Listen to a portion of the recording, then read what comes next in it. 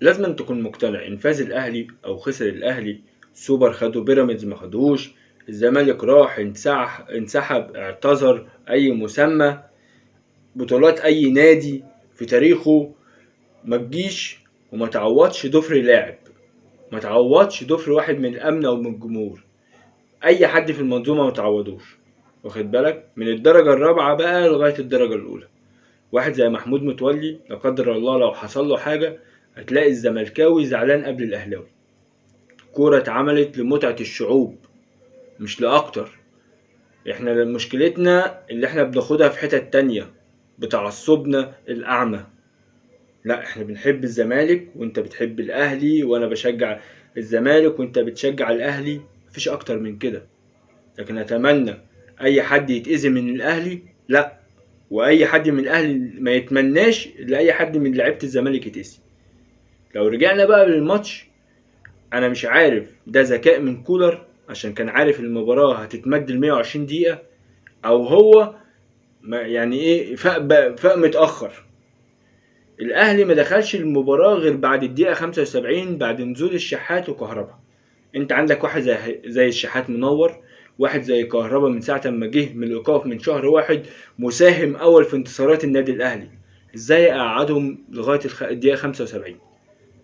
الاهلي ما كانش موجود هجوميا اطلاقا لغايه الدقيقه 75. اول 10 دقايق الاهلي مستحوذ، ماسك الكرة، خطوره بلا فاعليه على مرمى احمد الشناوي.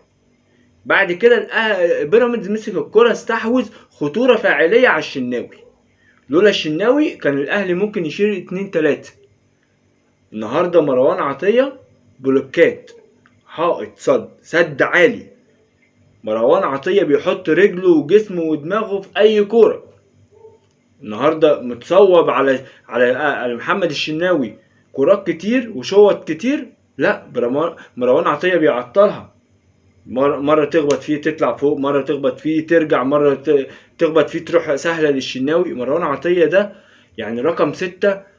أنا أول مرة يعني أشوف لعيب بالكواليتي ده.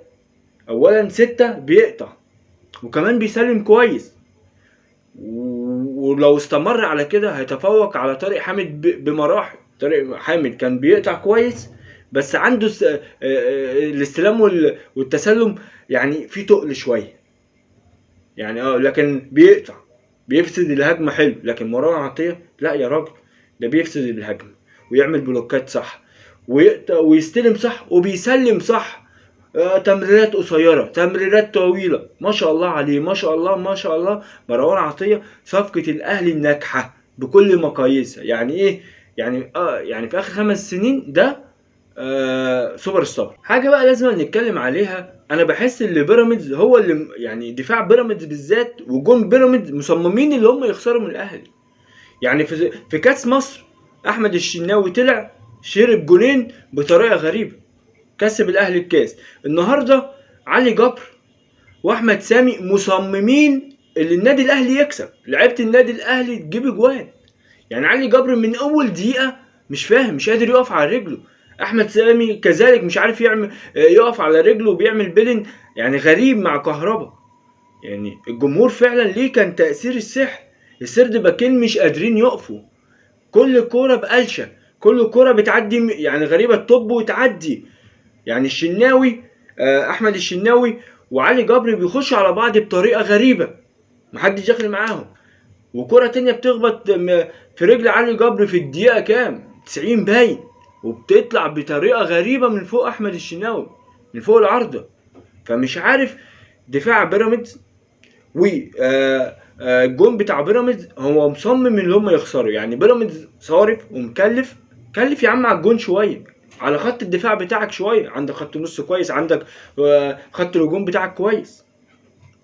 يعني مش عارف ليه كل ده، ايه اللي هم بيعملوه ده؟ يعني المفروض لعيبه تقيله يعني. وهنيجي بقى على الكوره اللي القندوسي ضيعها بغرابه، يعني مش مستاهله، انا جايبها بكل سهوله.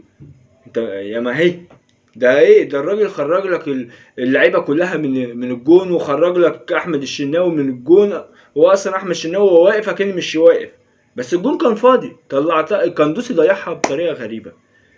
لكن الف مبروك للنادي الاهلي، منظر كان رائع، كنت اتمنى اكون فرقتي موجودة، بس ده قرار نادي وقرار لأول مرة بنحس ان رئيس النادي بيعمل حاجة الجمهور عايزاها. وخلي بالك المتعة في البطولة اللي انت بتاخدها من الاهلي، والمتعة في البطولة اللي الاهلي بياخدها من الزمالك. ياما الاهلي عنده بطولات، بس متعتها اللي انت بتاخدها من المنافس بتاعك، دي متعتها.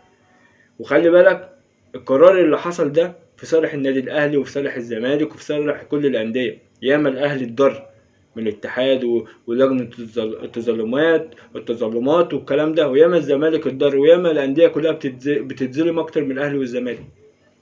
اتمنى القرار اللي خده رئيس النادي ما يكونش عشان بيرد على اللي بيحصل مثلا بمشاكل شخصيه معاه.